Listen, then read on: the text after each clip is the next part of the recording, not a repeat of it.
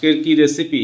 কাজলি মাছের তেল ঝাল। কাজলি মাছ, কাজলি মাছের তেল ঝাল। কাজলি মাছের তেল ঝাল রান্না করবে। কি কি নিয়েছো? নিয়েছি কাজলি মাছ 300 গ্রাম।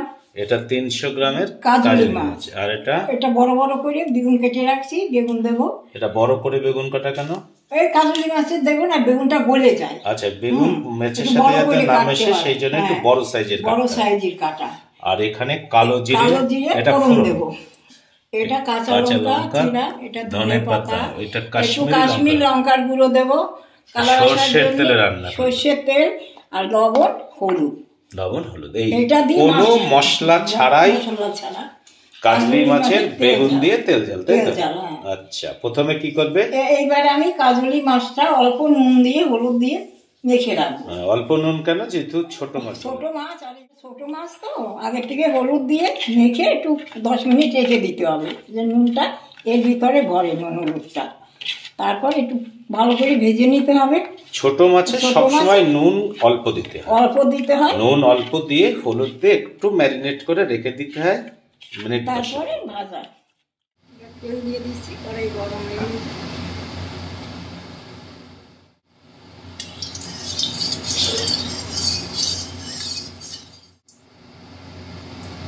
মাছগুলোকে আমি প্রথমে ভেজে নেব।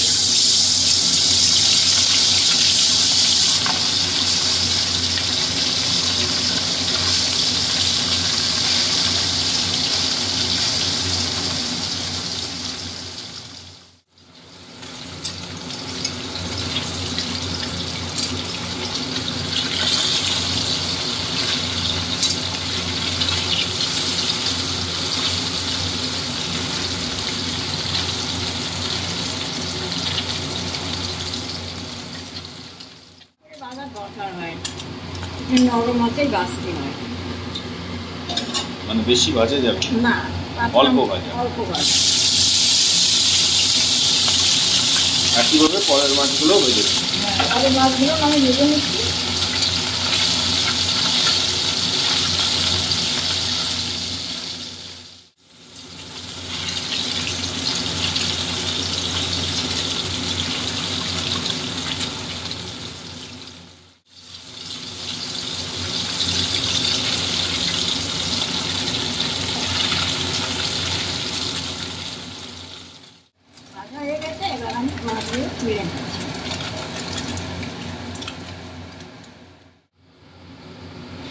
বেগুন ভাজা একটু তেল লাগে বেশি, তো ওই জন্য তেল বেশি করে দিয়ে দিই।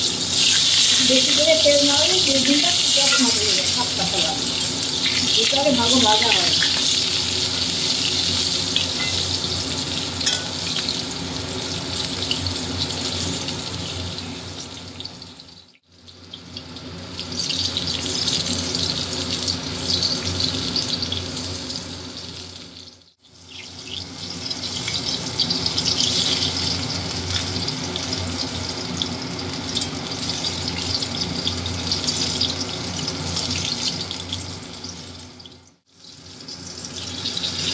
বেগুনটা আমার লাল লাল করে ভাজা হয়ে গেছে, আমি তুলে দিচ্ছি।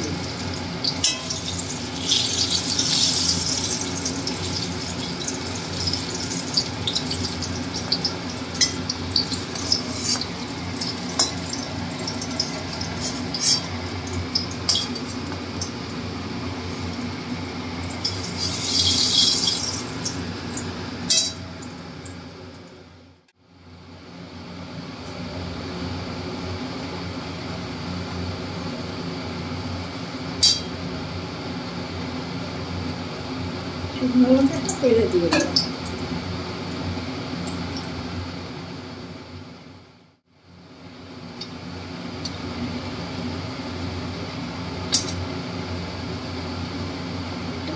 কালো জিরে তেলে দিয়ে ফোড়নে দিয়ে দিলাম কালো জিরে। এবার একটু কাশ্মীর লঙ্কার গুঁড়ো দেবো,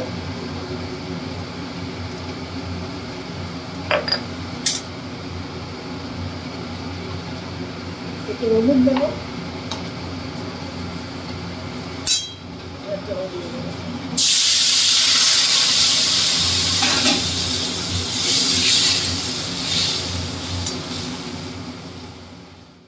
কাঁচা লঙ্কা চিরা দিয়ে আমি এখন দিয়ে দিচ্ছি।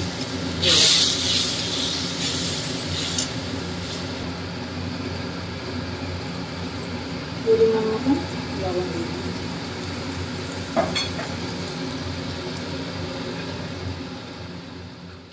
কালো জিরে ফোড়নে দিয়ে বেশিক্ষণ তেলে ভাজি, কালো জিরে তিতো হয়ে যায়, আর হচ্ছে কালো জিরের গন্ধও থাকে না। কালো জিরে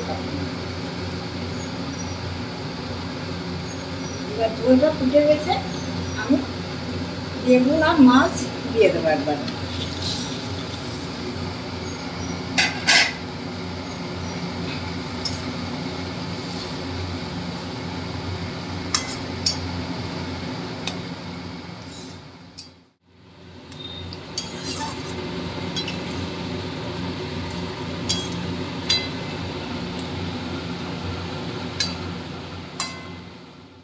ধনে পাতাটা দিয়ে দিচ্ছি।